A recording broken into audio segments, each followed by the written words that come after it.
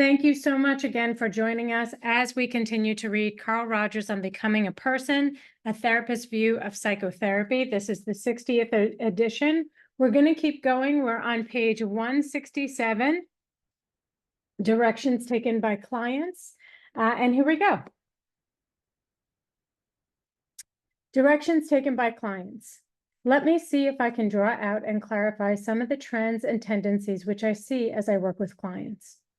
In my relationship with these individuals, my aim has been to provide a climate which contains as much of safety, of warmth, of empathic understanding as I can genuinely find in myself to give. I have not found it satisfying or helpful to intervene in the client's experience with diagnostic or interpretive explanations, nor with suggestions and guidance. Hence, the trends which I see appear to me to come from the client himself rather than emanating from me. Away from facades. I observe first that characteristically the client shows a tendency to move away, hesitantly and fearfully, from a self that he is not. In other words, even though there may be no recognition of what he might be moving toward, he is moving away from something. And of course, in doing so, he is beginning to define, however negatively, what he is. At first, this may be expressed simply as a fear of exposing what he is. Thus, one 18-year-old boy says in an early interview, "I know I am not hot, and I'm afraid they'll find out. That's why I do these things. They're going to find out someday that I'm not so hot. I'm just trying to put that day off as long as possible. If you know me, as I know myself," pause, "I am not going to tell you the person I really think I am. There's only one place I won't cooperate, and that's it. It wouldn't help your opinion of me to know what I think of myself." End quote. It will be clear that the very expression of this fear is a part of becoming what he is. Instead of simply being a facade, as if it were himself, he is coming closer to being himself, namely, a frightened person hiding behind a facade because he regards himself as too awful to be seen. Away from oughts. Another tendency of this sort seems evident in the client's moving away from the compelling image of what he ought to be. Some individuals have absorbed so deeply from their parents the concept, "I ought to be good," or "I have to be good," that it is only with the greatest of inward struggle that they find themselves moving away from this goal. Thus, one young woman describing her unsatisfactory relationship with her father tells first how much she wanted his love. Quote, "I think in all this feeling I have had about my father that really I did very much want a good relationship with him. I wanted so much to have him care for me and yet didn't seem to get what I really wanted." End quote. She always felt that she had to meet all of his demands and expectations, and it was just, quote, "just too much, because once I meet one, there's another and another and another, and I never really meet them. It's sort of an endless demand." End quote. She feels she has been like her mother, submissive and compliant, trying continually to meet his demands. Quote, "And really not wanting to be that kind of person. I find it's not a good way to be, but yet I think I've had a sort of belief that that's the way you have to be if you intend to be thought of and loved. And yet, who would want to love somebody who was that sort of wishy-washy person?" End quote. The counselor responded, "Who really would love a doormat?" End quote. She went on, quote, "And at least I wouldn't want to be loved by the kind of person who'd love a doormat." End quote. Thus, though these words convey nothing of the self she might be moving toward, the weariness and disdain, both in her voice and her statement, make it clear that she is moving away from a self which has to be good, which has to be submissive.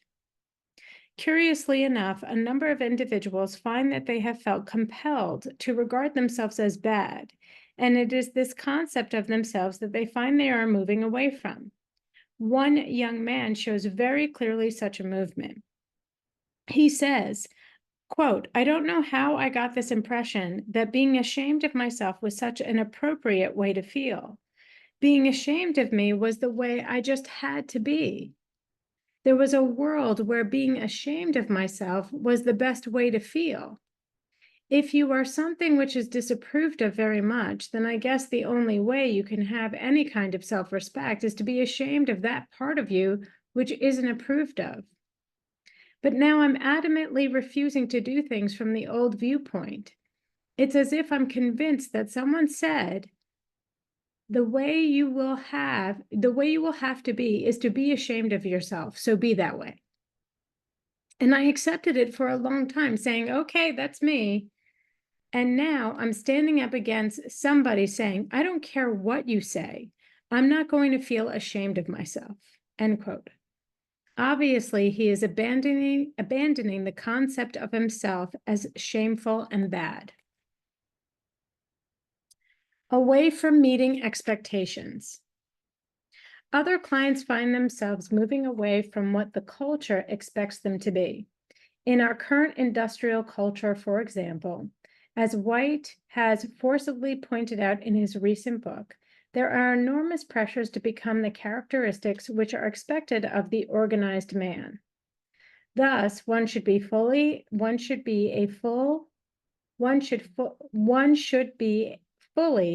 a member of the group, should subordinate his individuality to fit into the group needs, should become the well-rounded man who can handle well-rounded men. In a newly completed study of student values in this country, Jacob summarizes his findings by saying, the main overall effect of higher education upon student values is to bring about general acceptance of a body of standards and attitudes characteristic of college-bred men and women in the American community.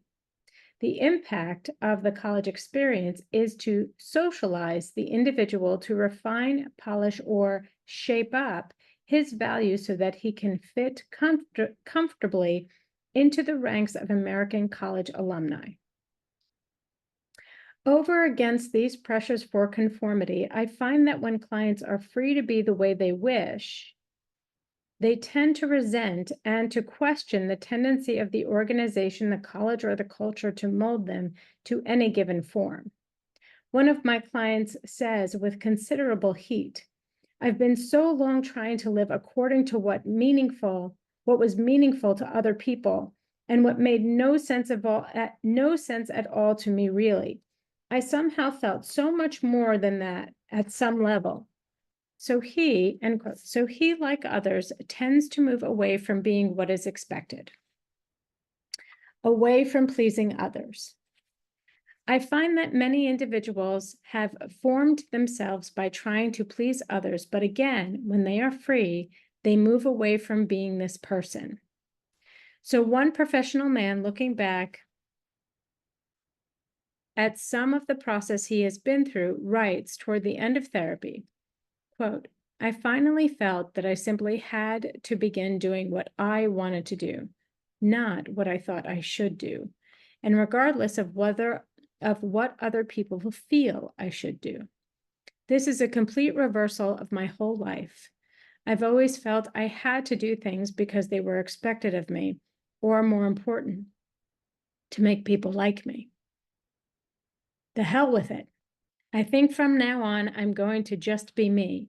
Rich or poor, good or bad, rational or irrational, logical or illogical, famous or infamous. So thanks for your part in helping me rediscover Shakespeare's "To thy own self be true," end quote. So one may say that in a somewhat negative way, clients define their goal, their purpose, by discovering in the freedom and safety of understanding relationship some of the directions they do not wish to move. They prefer not to hide themselves and their feelings from themselves or even from some significant others. They do not wish to be what they ought to be whether that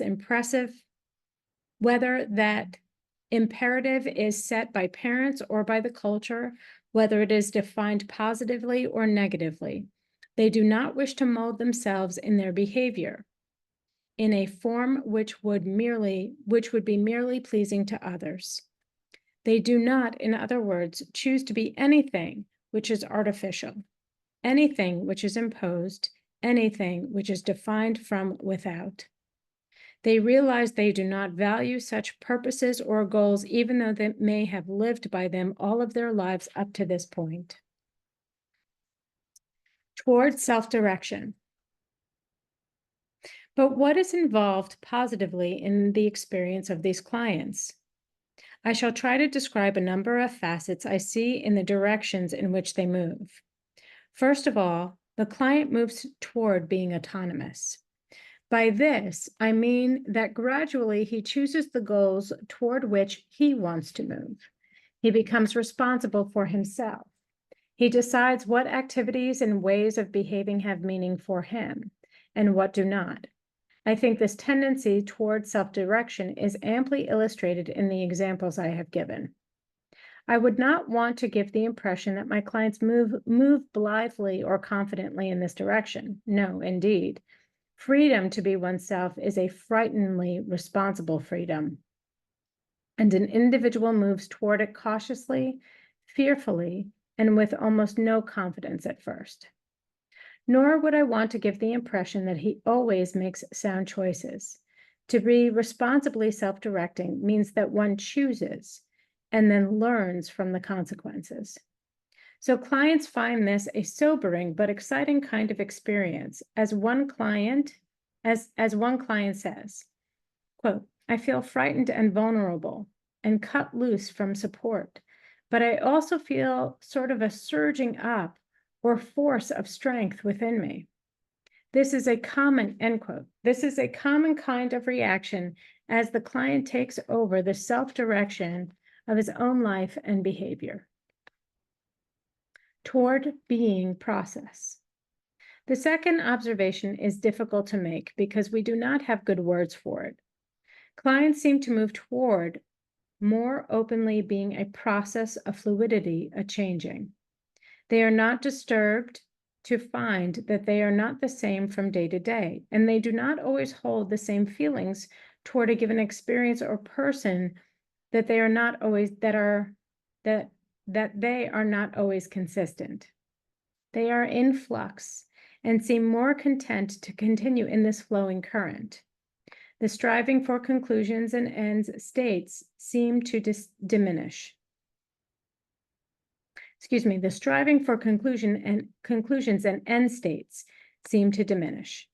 One client says, quote, "Things are sure changing. Boy, when I can't even predict my own behavior in here anymore. It was something I was able to do before. Now I don't know what I'll say next. Man, it's quite a feeling. I'm just surprised I even said these things. I see something new every time. It's an adventure. That's what it is. Into the unknown. I'm beginning to enjoy this now. I'm joyful about it, even about all these old negative things." End quote. He is beginning to appreciate himself as a fluid process. At first, in the therapy hour, but later he will find this true in his life. I cannot help but be reminded of Kierkegaard's description of the individual who really exists.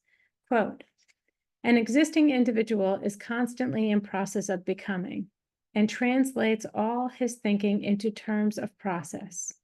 It is with him as it is with a writer and his style, for he only has a style who never has anything finished, but moves the waters of language every time he begins, so that the most common expression comes into being for him with the freshness of a new birth." I find this catches excellently, the direction in which clients move toward being a process of potentialities being born, rather than being or becoming some fixed goal. And so we're going to stop there at the middle of page 172. So we read together from 167 to 172, and we will continue next time with 172,